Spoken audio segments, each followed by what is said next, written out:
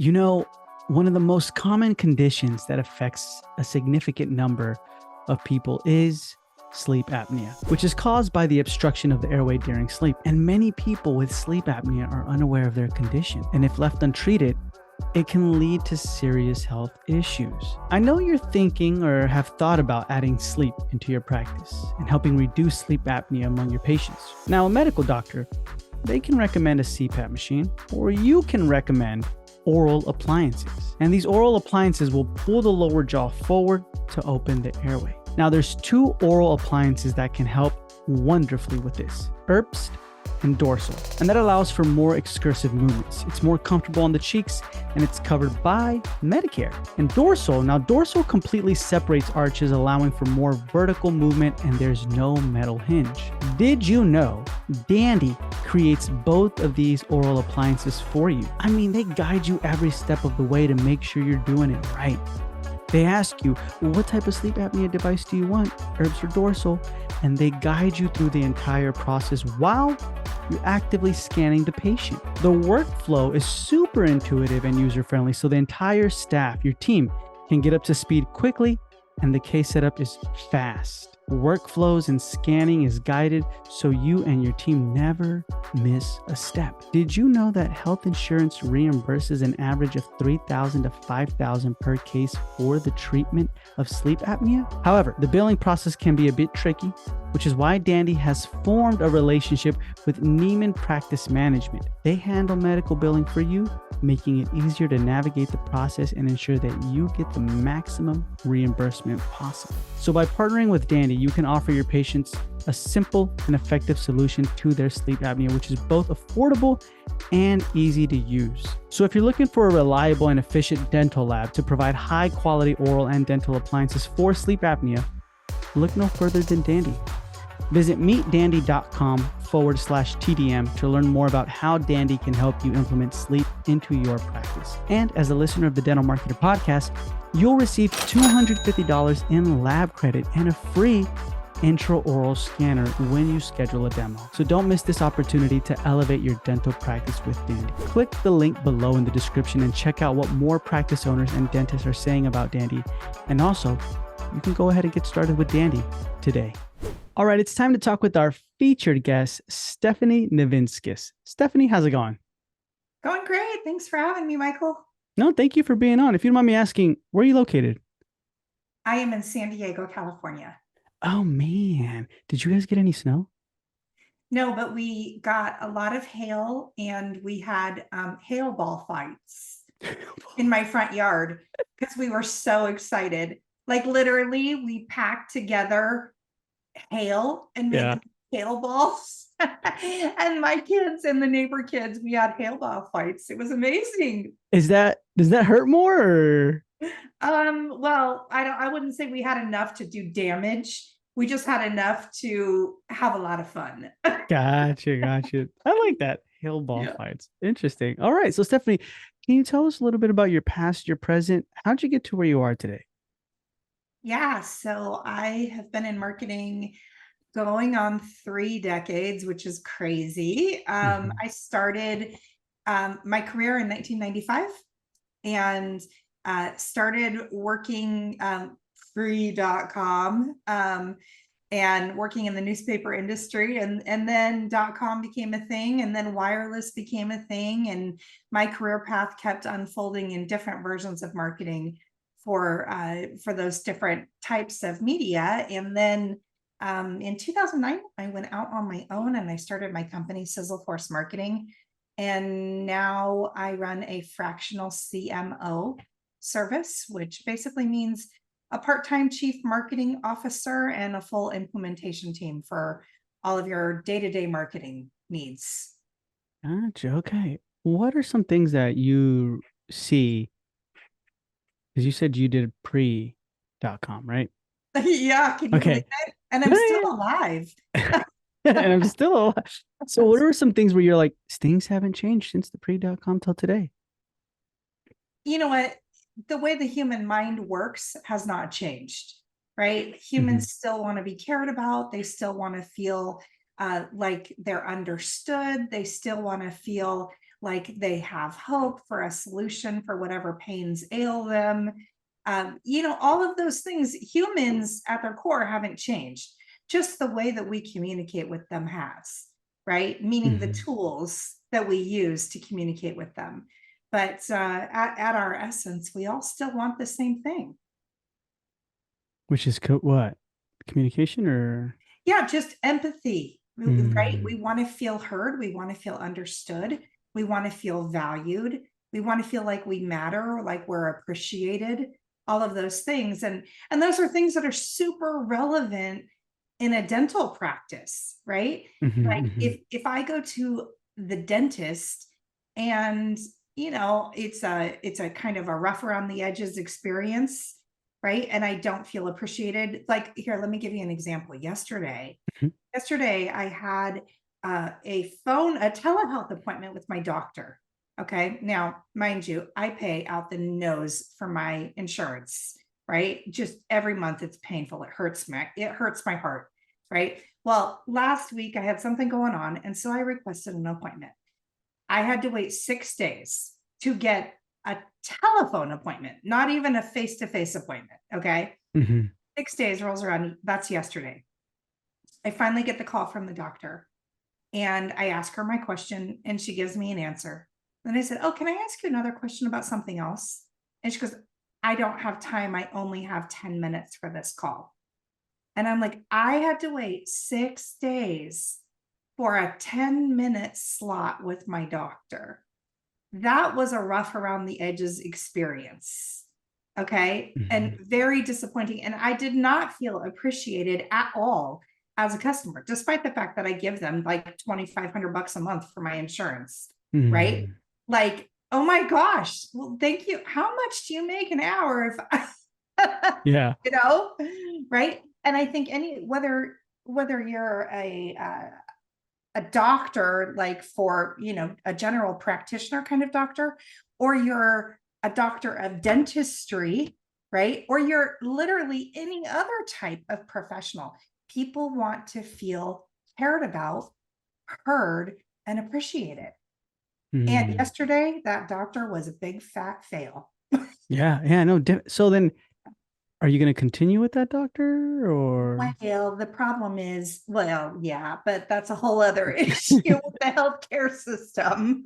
Gotcha. No, but it makes a lot of sense. Yeah, you're right. We do want. So today, you said that doesn't change, right? Humans still want to be cared about. They want to have that empathy. How can we utilize that today with the technology that we have to, I guess, grow our patients' Yeah. numbers? Yeah, I think that what we have to remember is while technology is incredible, automations are, really powerful. Behind everything, it still goes back to H, right? Human to Mhm. human, right? We need to utilize these tools to communicate compassion and empathy. Okay. So, how can we do that? There's lots of different ways.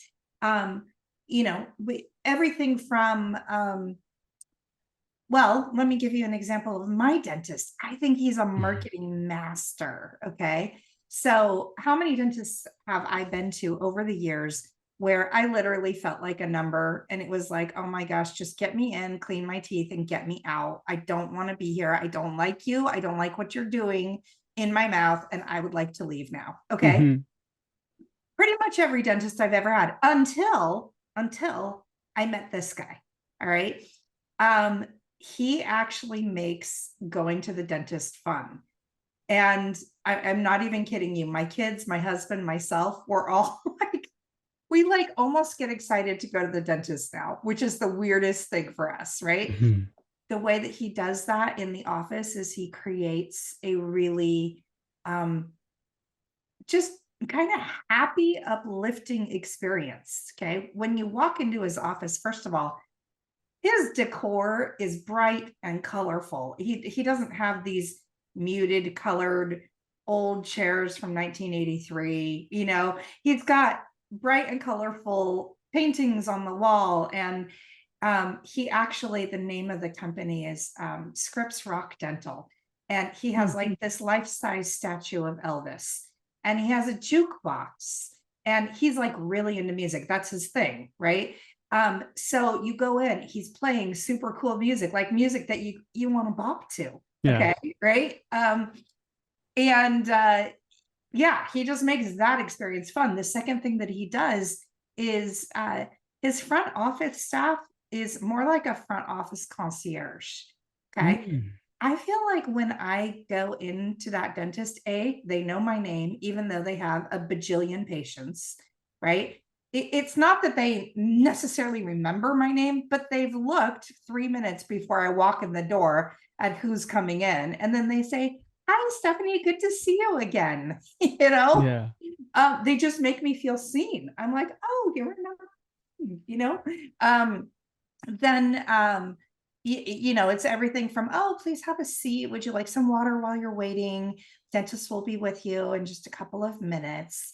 I feel very cared for. I get escorted back to my chair Mhm. when I go back into the office, and they ask me, "Are you comfortable?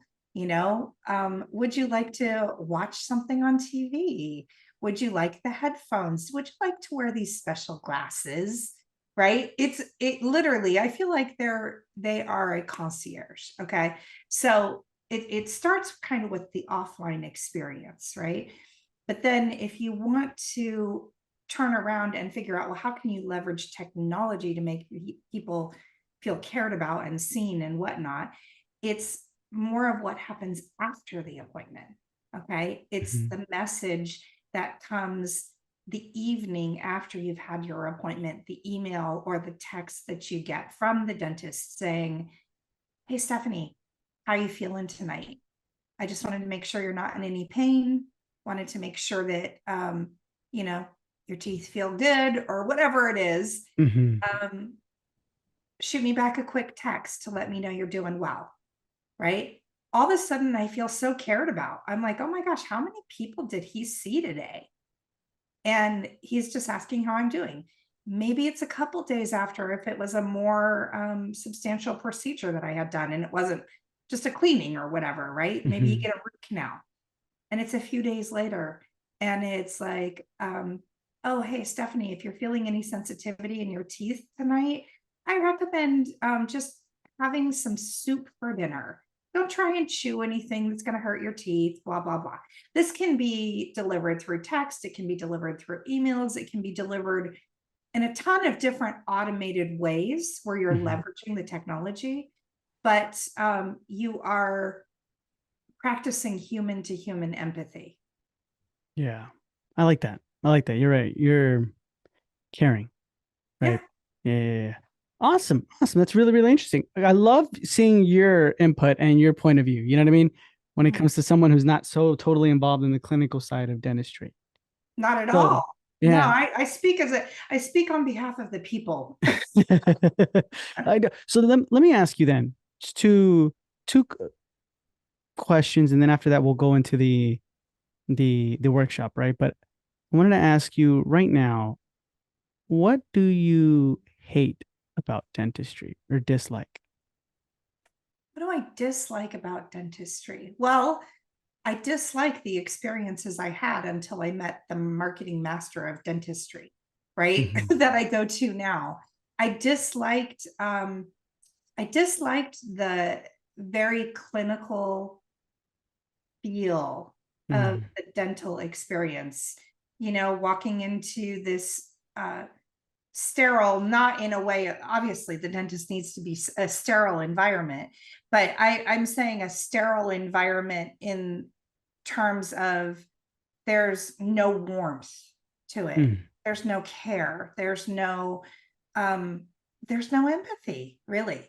And that's how most dental experiences that I have been, right? Hmm. So yeah, I never like that, I mean, just I don't know. I don't think people put, maybe they put so much effort into um becoming really good at the work that they do that they forget about the customer experience. Hmm. And it's a huge reason why there's such, churn in the dental industry, right? While, if it's just a transaction, if I just come there to get my cleaning every 6 months and I don't feel cared about, well, why on earth would I ever remain loyal to you? I have lots of choices. Every other day I get, a big postcard in the mail with some new dentist offering me a cleaning. Come in and you can only pay $29.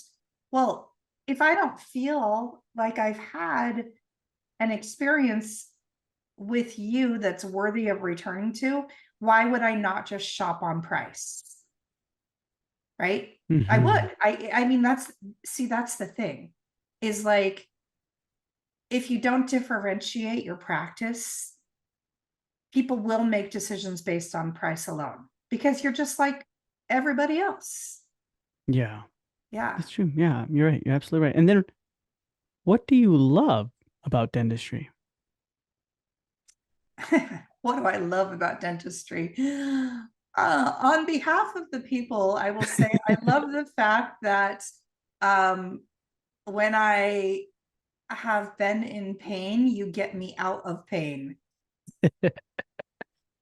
Gotcha. Wait, actually, yeah, that's true. But you're a dentist. You're a dentist. What do you love about what they do? I know you told me that they make you feel warm, empathy, right?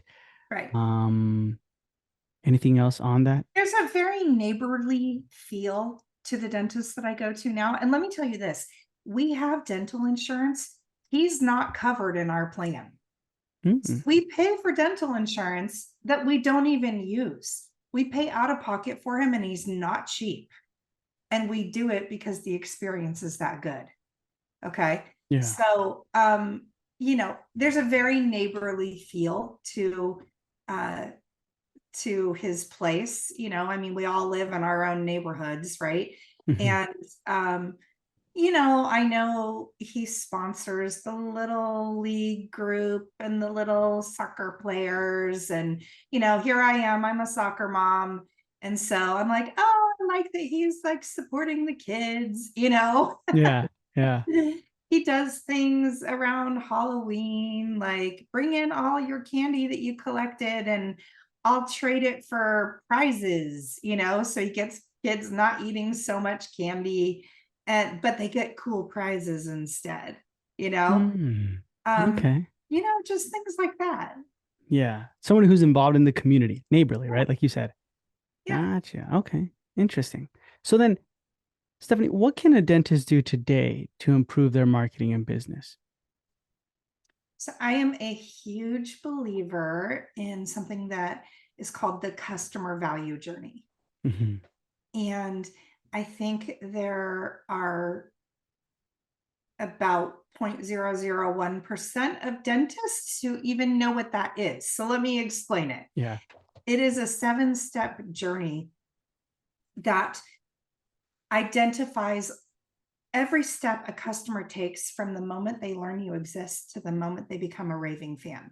Like, whoever thought I'd be sitting here like talking about my dentist because he's that cool? If you had told me I would be doing that today, if you had said that to me 5 years ago, I would have been like, what are you on? You Yeah. know? Well, I would never do that. Okay, Uh-huh.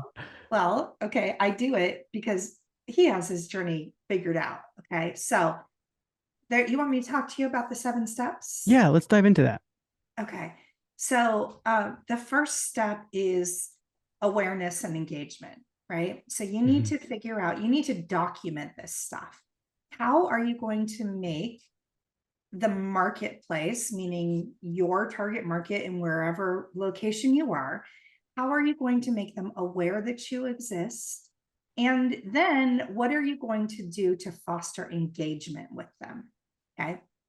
The second step is, what are you going to do to get them on your list and get permission from them to email them or text them or whatnot? And this is not only after they come in and they're a patient of yours. Hmm. Okay. What can you do before that? Okay. What is that? Step 3 is the convert phase. It's, what is the offer that you are going to make to them to create a first level transaction. That's where a lot of people will do that, $29 cleaning offer. That's a good conversion offer because it's a very low priced entry point to expose somebody to your brand and your experience, and then you move them up from there, right, into being a profitable patient. The fourth step is the excite phase, right? What are you going to do to create a memorable experience like my dentist has, right? And transform the experience from a nice to have to a must have, right? Transforming somebody like me who will pay out of pocket more than I ever thought I would pay to go to the dentist because I like to be there. Yeah. And he fixes my teeth, right? All right. Step 5 is the ascend stage. And this is where you're really maximizing every opportunity you have to make a profit, right? So what does it look like? Maybe somebody starts by they come in and they get that one-time cleaning, right? But then what does the rest of the journey look like? Okay, well, they're going to actually need a cleaning twice a year. So maybe the next thing that you sell to them is some sort of membership, right? Where they can come in, and if they're a member, they get their appointments pre-scheduled and they get some sort of little discount on it. Okay. What's the next level? Well, maybe it's the membership with a teeth whitening, right? Or the membership with the teeth whitening and something else, right? And then it goes up and up from there, right? You want to think about what you can sell them in increasingly profitable segments. Okay. So at the very top of this, you want to think about like, what is my very, very best patients, the patients I make the most money off of, what are they buying? Right. And so you create offers at all these different levels so that it's upsells and cross sells are pre-planned as opposed to haphazardly thrown out when you remember. Okay. The next stage is called the advocate stage. And it's what are you going to do to get social proof? We all know we live in a social proof world. We all know that people are going to check out reviews and whatnot. You can let the marketplace control that, or you can control that. It's very dangerous to let the marketplace control that, because if they have anything that makes them unhappy, or maybe their experience with you that day was perfectly fine, but they got in a fight with their husband after their appointment. So now they're just in a bad mood and they're going to go on some review site and leave a scathing review just because they're in a bad mood, right? So you have to figure out what are you going to do to make sure that you're controlling positive social proof getting out there. And then finally, the last stage is what are you going to do to incentivize your patients to become your raving fans and to send you a bunch of referrals. Okay, so there's 7 steps: awareness and engagement, subscribe, convert, excite, ascend, advocate, and promote. And each of these steps needs to be very carefully fleshed out into a document, because you cannot optimize something that you have not documented. I like that. Okay. If we can rewind on some of these, yeah? Yep. And dive a little bit deeper. Sure. So when it comes to these 7, so for example, and I'm sure you might hear this sometimes, like number 4, right? The excite phase, like you want to create a memorable experience. How, I guess, was the doctor you have now different from other ones? What was the experience where you in the chair, in the moment, you're like, this is, he's doing number 4. Yeah. Yeah. Well, it didn't just start in the chair. That's the thing. It started long before I got in the chair. It started from the moment I made the appointment and how pleasant they were, and, just conversational and friendly and neighborly, right? To the moment I walked into the dental office and I was greeted by name. I was escorted back to the chair. Yeah, it's like the Four Seasons of dentistry, right? I Yeah. mean, this is like, it's funny. Um, to the moment, I'm in the chair and they're, offering me the special glasses and they're offering me headphones and they're offering me to watch a show and, Mhm. whatever. Frequently checking on me. Are you comfortable? Does anything hurt? Blah, blah, blah. To the moment I was done, Stephanie, how can we make this easy for you? Would you just like us to bill your account? Or would you like to go ahead and take care of your payment today? To after the appointment, the aftercare emails, right? The memorable experience does not start in the chair. Mhm. It starts long before you get in the chair and it continues to long after you're out of the chair. Gotcha. Okay. So from contact point one, right? Like, Yeah. or even before that, even I guess, number one, awareness and engagement. So, what could a dentist do for number one to create great awareness and engagement? Is that just like, okay, let's just send out Facebook ads, mailers, or? Yeah, I mean, those are both things that can happen, right? Mhm. And there's a lot of different ways. You've got organic marketing and then you've got paid marketing, right? So, organic meaning, you can grow a lot of awareness if you're young in your practice, especially, you can grow tremendous awareness by being on TikTok, Mhm. right? Being super active on TikTok. That doesn't cost you anything, it costs you time, it costs you creativity, right? Mhm. But it doesn't literally cost you any money to create TikToks, and it can totally grow awareness for you.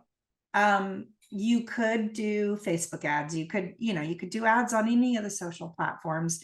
You could do direct mail. You could do, oh goodness, so there's so many different things. You could partner up with an orthodontist, right? And assuming that your offices are somewhat close together, Mhm.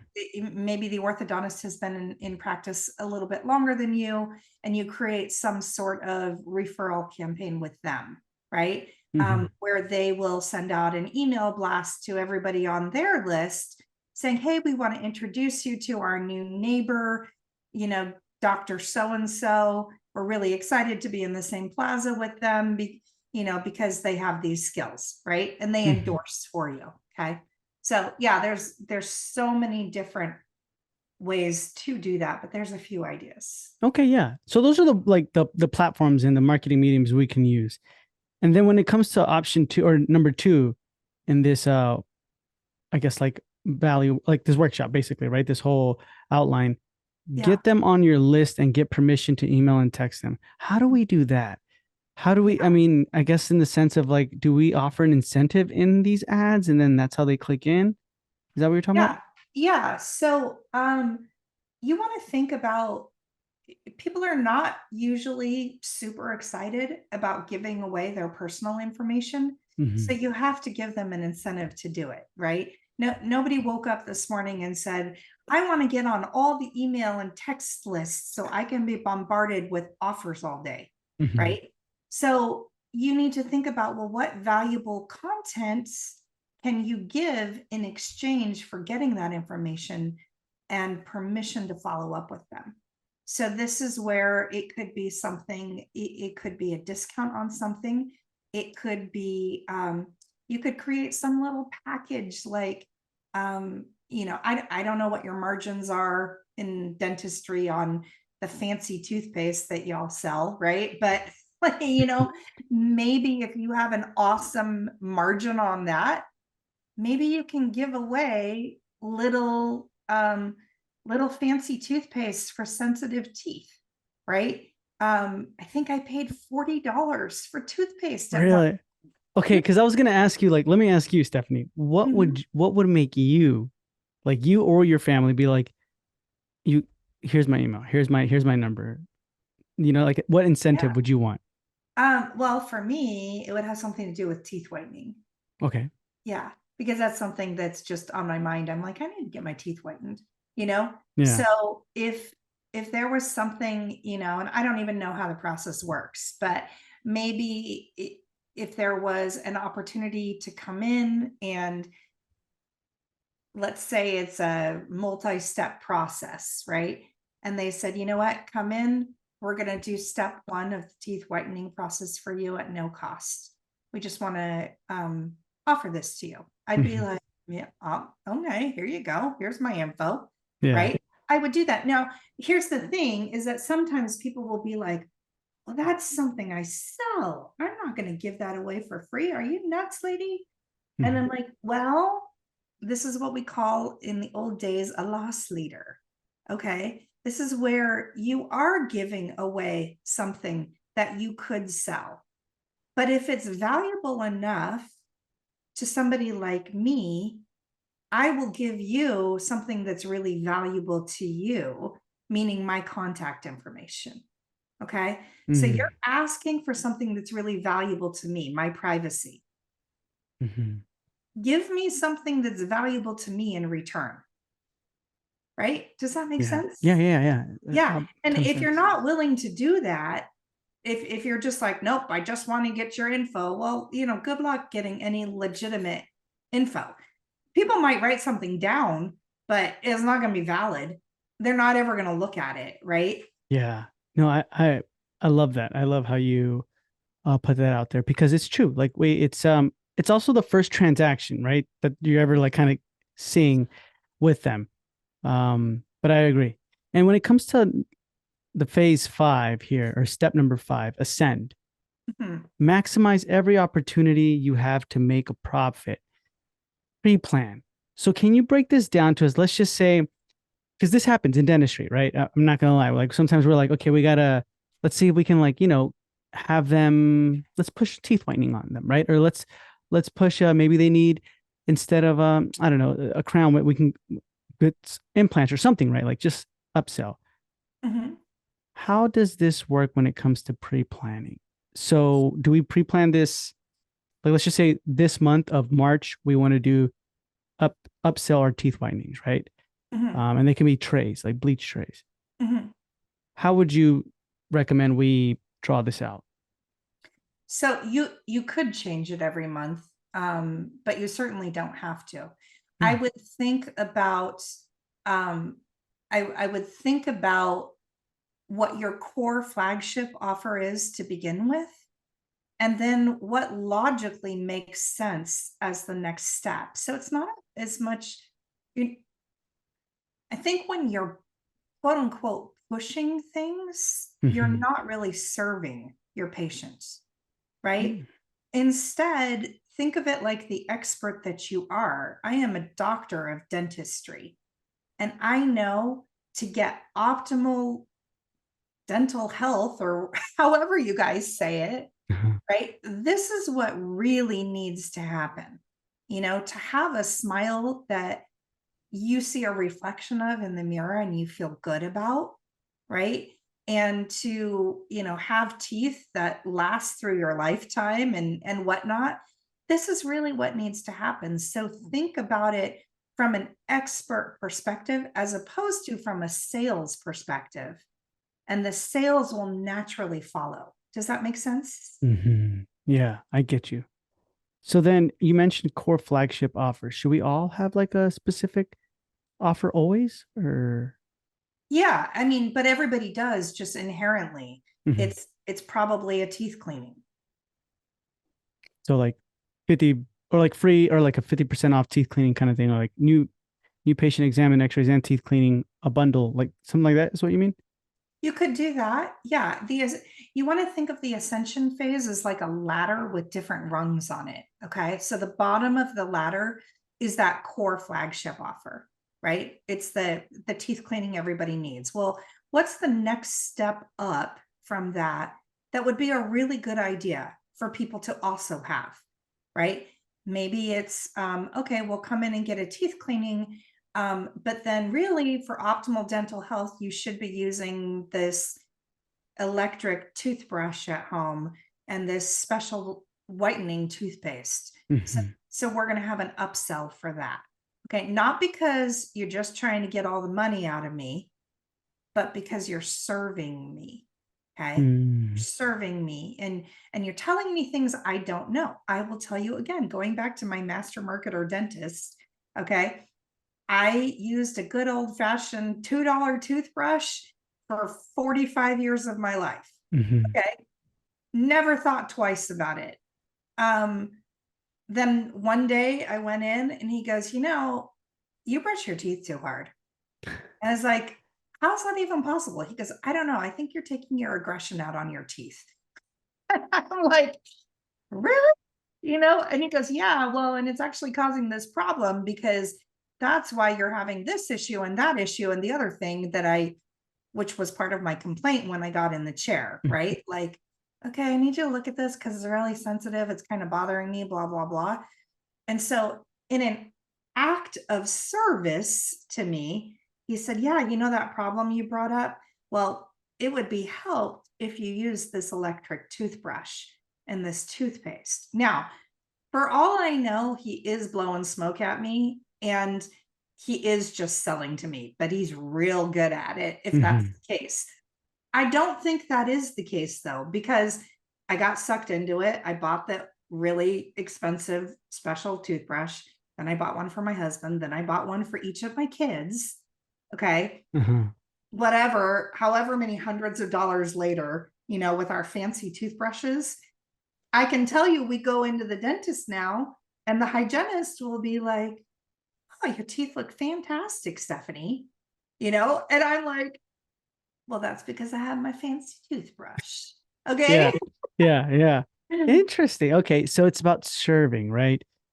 Yeah. And so that's the part where we have to pre-plan, right? Not so much like, I guess, horizontal, where it's like, all right, this month we're going to do teeth whitening. This month we're going to do toothbrushes. This month we're going to do fluoride, right? It's not that. It's more like the latter, like you mentioned. Yep. Yeah. Okay. Yeah. And always, always, always be service minded. Because if you're just out there, I mean, when you asked me earlier, what do you hate about dentists? Okay. I will tell you, I had many, many experiences in the past where I would go to a dentist that was on my plan with my insurance. And it really it did not feel like they were really looking out for my best interest. It did feel like they were just selling me on stuff, right? Oh, well, you need to do this and you need to do this. And like, I can tell you the guy that I go to now, there has been more than one occasion where he said, well, I see something starting here, but you don't need to address it yet. Just, we don't need to, fill this cavity or whatever it is. We just need to keep an eye on it. Okay. That makes me feel like I can trust him. He's not just like, oh, I see something. Let's get a root canal started, know? Yeah. Makes sense. Okay, interesting. And then number 7, incentivize patients to become raving fans. Break this down for us if you can, because I know sometimes we can't say like, here's $100 if you leave us a review, right? So how can we incentivize patients to become raving fans? Yeah. This is different from getting reviews. This is the promotion stage is about getting people basically to spread the word about you more directly to a friend or family member, as opposed to the general public leaving a Yelp review. Okay. So, there are lots of different things that you can do. Everything from, if you send us 3 new patients, we'll give you a free teeth whitening experience. Okay. Or if you send us a new patient, we'll send you out to dinner at such and such a restaurant. Right. It doesn't have to be, you want to think about, okay, what is the lifetime value of a new patient to me in my practice? Okay. The lifetime value is far beyond that initial cleaning cost, right? Let's say it's, twice a year at whatever, $80 to get a cleaning. Well, let's say 100 because I can't do math. Okay. So $200 a year. And that's just for cleanings. That's not for all the other things, right? So, I'm sure I would think a lifetime value would be at least 5 figures of a customer. So if you're going to make $10,000 plus off of one patient in their lifetime, would you be able to spare a $50 gift card to a restaurant? I think so. That's like stupid math, Yeah. right? So we need to be thinking more long-term than short-term. And if you provide that memorable experience, people will come back. They will come back. They will want to come back. They will get on podcasts and talk about their great dentist. Yeah, that's interesting. I like that. When it comes to you, Stephanie, what incentive would you want? Like you and your family, what are you thinking when you're like, that would, if he sent me that right now, I'd go get 3 people right now. Well, for me, it would be a spa day. Okay, okay. But that might be a little weird coming from the dentist. Why So, would that be weird? Why? oh, I don't know. I don't know. Why would that be weird? That would be weird. I don't know, maybe because he's a dude. I Yeah, don't yeah, know. yeah. There's something weird about it to me. It just doesn't sit right. So, other things that would incentivize me, just things that I might not otherwise treat myself to, right? And again, kind of going back to what I said before, that teeth whitening thing. Now, that wouldn't always incentivize me, but it's on my mind right now. I'm like, I want to get my teeth whitened. And if they said, hey, you send us 3 new patients, I would call all my neighbors. I'd be like, hey, Susan, you need to go to the dentist. Yeah. And you need to go see him and tell him I sent you. And then she'd be like, why is he so great? Okay, well, I would tell her why he's so great, because he really is. I wouldn't just do it to get whatever, right? I would do it because I believe it, right? And then she would go and I would get 3 people, and then I would walk away and have my teeth whitened for free. And I would be thrilled to do that. So if any of you guys that are listening would like to whiten my teeth for free, make me an offer. Make me an offer. She's in San Diego. No. Okay, that's interesting.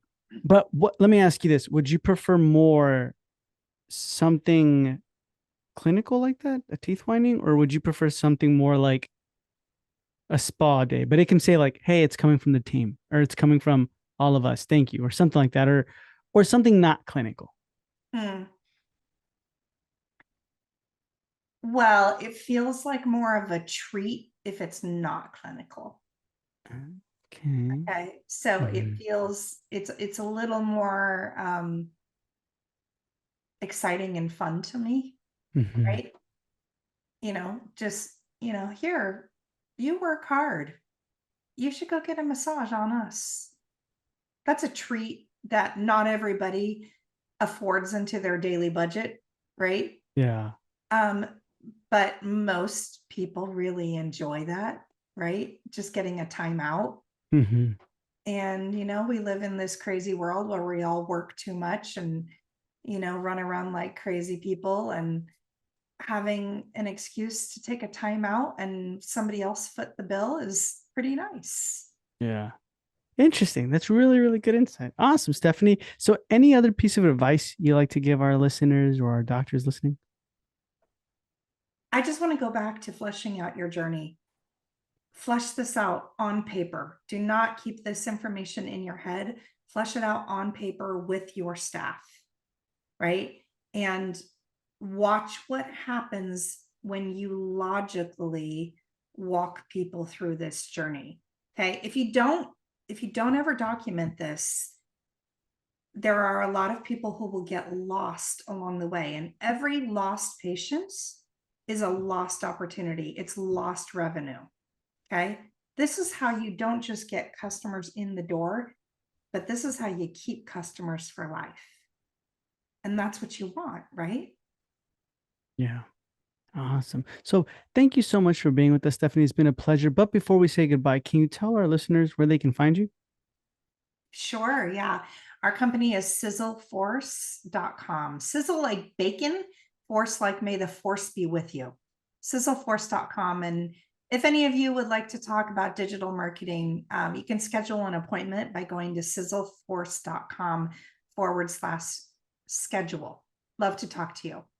Awesome. So, guys, that's all going to be in the show notes below. So definitely reach out to Stephanie, especially if you want to pick her brain a little bit more about the journey that we've been talking about, and also the digital marketing that she does for you guys. So go in the show notes below for that. And Stephanie, thank you so much for being with us. It's been a pleasure, and we'll hear from you soon.